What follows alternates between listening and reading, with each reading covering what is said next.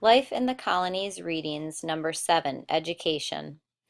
Except in New England, most children in the colonies received little formal education.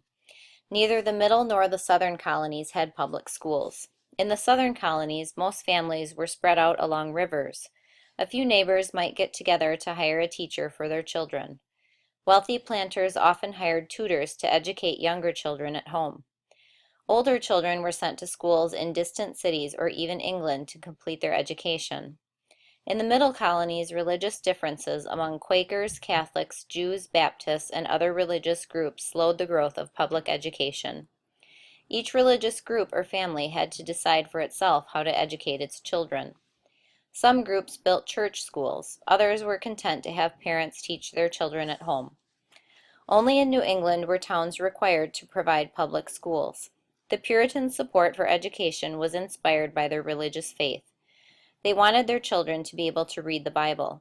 To encourage education, Massachusetts passed a law in 1647 that required every town with 50 families or more to hire an instructor to teach their children to read and write.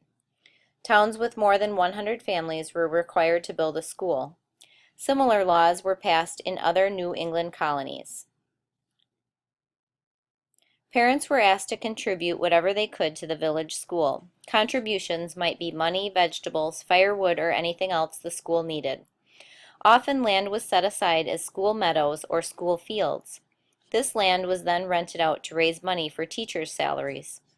Schools were one-room buildings with a chimney and fireplace in the center. There were no boards to write on or maps. Pencils and papers were scarce. Students shouted out spelling words and wrote sums in ink on pieces of bark. There was usually one book, the New England Primer, which was used to teach the alphabet, syllables, and prayers. Most colonists believed that boys needed more education than girls. Female education in the best families, wrote First Lady Abigail Adams, went no further than writing and arithmetic, in some few and rare instances music and dancing.